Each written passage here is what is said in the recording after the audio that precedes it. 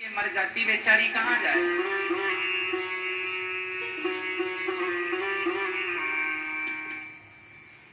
उस समय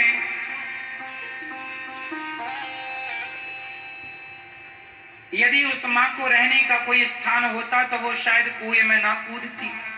धुंधकारी ने इतना प्रताड़ित किया कि धुंधकारी की मां कुएं में कूद के मर गई।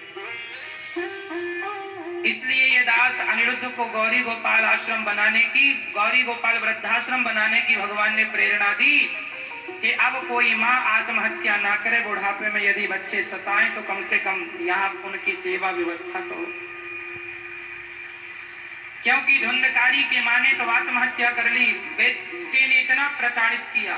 आज के धुंधकारी जैसे कुछ बेटे अपनी माँ को इतना प्रताड़ित करते हैं, इतना सताते हैं,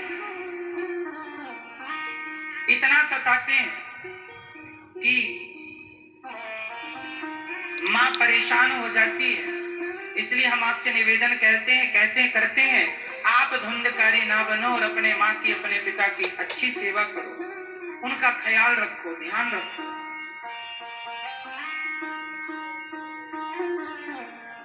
मैया कहाँ से आई हैं आप? बल्लभगढ़ से। बल्लभगढ़? हाँ जी। कितने बच्चे हैं मैया जी आपके? 2 बेटे 2 बेटियां।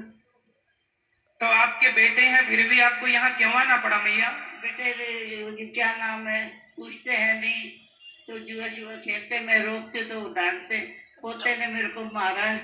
पोते ने मारा? पोते ने कटोरा मारा है, कटोर दान।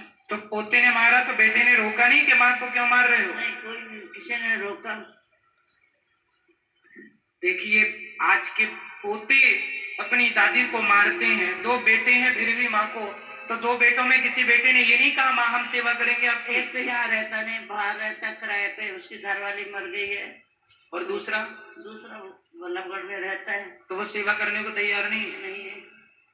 देखिए जब खुद की औलाद, खुद के बच्चे सेवा करने को तैयार नहीं है, तब हम आपसे कहते हैं कि जब इनके बच्चों का ईमान नष्ट हो चुका है, इनकी इंसानियत मर चुकी है, तो हम अपनी और आपकी इंसानियत, अपनी इंसानियत हम तो ना मरने दें। अपनी इंसानियत के नाते इन माओं का सहारा बने, इन माओं की सेवा करें जिनका कोई नहीं है। उनकी सेवा करना हमारा परम धर्म है, इनकी सेवा ही हमारा धर्म है। तो हम तो केवल अपना वो धर्म निभाते हैं जो हर इंसान को निभाना चाहिए। मैया जी आप यहाँ कब से रह रही हैं? 8 महीने हो गए। तो इन 8 महीनों में बेटा बेटियों को कोई फोन आया? कोई नहीं आया। कोई फोन नहीं आया? नहीं, लेने नहीं आए? नहीं, बेटी है, वो अपना काम करती है, मेहनत करके वो अपना पेट पालती है, वो मेरे को क्या रखेगी। अच्छा, बोलिए भागवत भगवान की जय, गौरी गोपाल भगवान की जय। टाइम है 8 बजने वाले। प्रिय भक्तों, धुंधकारी अपनी मां पर अत्याचार किया। 5 मां कुएं में कूद के आत्महत्या करती हैं। 5 वैश्याओं को धुंधकारी ले आया। 5 वैश्याओं के संग रहता 5 ने गला दबाकर धुंधकारी को मार डाला। चूंकि माँ बाप को मारा, सताया, इसलिए धुंधकारी मरा तो प्रेत योनि में चला गया, प्रेत बना। तब गोकर्ण जी ने धुंधकारी को श्रीमद् भागवत की कथा सुनाई। धुंधकारी ने कहा कि हमें भागवत सुनाइए, मेरा उद्धार नहीं हुआ है। गया श्राद्ध सतेनापि मुक्तिर्मेना भविष्यति, गया श्राद्ध करने से भी मेरा उद्धार नहीं हुआ। 7 दिन की भागवत जब धुंधकारी ने सुनी तो धुंधकारी